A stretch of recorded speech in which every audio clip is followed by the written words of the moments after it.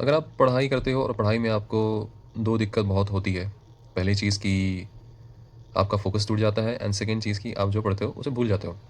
तो फ़ोकस के बारे में मैं दूसरे वीडियो में बात करूँगा, बट इस वीडियो में बात करते हैं कि कैसे आप जो पढ़ते हो उसे याद रख पाओ और एग्ज़ाम वगैरह में बेस कर पाओ। इवन आफ्टर द एग्ज़ाम अगर वो चीज़ आपके सामने आए तो आपको वो कॉन्सेप्ट हमेशा समझ में आना चाहिए और उसका हमेशा याद में मेमोरी में आपके रहना चाहिए।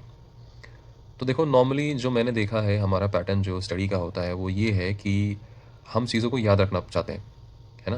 कि भाई मैंने ये देखा, मैंने ये पढ़ा और मैं उसे इतनी अच्छे तरीके से याद रख लूँ, दिमाग में ऐसे फ़ीड कर लूँ जैसे मेमोरी चिप होती है ना, उसमें हम वीडियो डालते हैं, डेटा डालते हैं और वो उसमें सेव रहता है।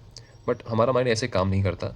हमारा माइंड ना पहले ये देखता है कि भाई कौन सी चीज़ इंपॉर्टेंट है, कौन सी चीज़ इंपॉर्टेंट नहीं है। साइकोलॉजिकली आपको समझाऊँ तो दिमाग ऐसे काम करता है कि भाई ये चीज़ मुझे थोड़ी देर के लिए याद रखना है या ज़्यादा देर तक के लिए याद रखना है या परमानेंटली उसको स्टोर करना है।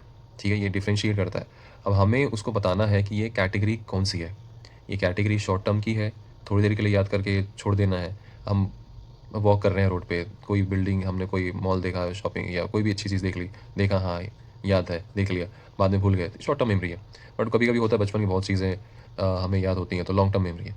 तो हमें समझना है कि भाई हम शॉर्ट टर्म मेमोरी और लॉन्ग टर्म मेमोरी में कैसे डिफरेंशिएट करें और माइंड को कैसे बताएं कि भाई ये मैं जो पढ़ रहा हूँ, जो स्टडी कर रहा हूँ, ये लॉन्ग टर्म के लिए है।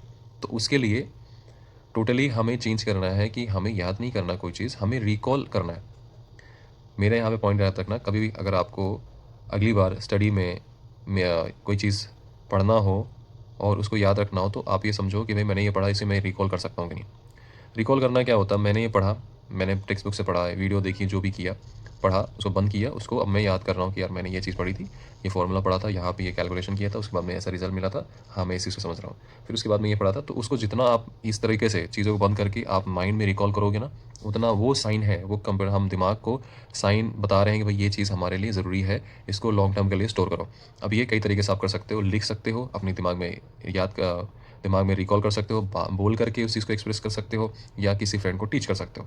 तो अल्टीमेटली आपको याद नहीं करना है, रिकॉल करना है। पढ़ो, रिकॉल करो, सारी चीज़ बंद करो करके रिकॉल करो।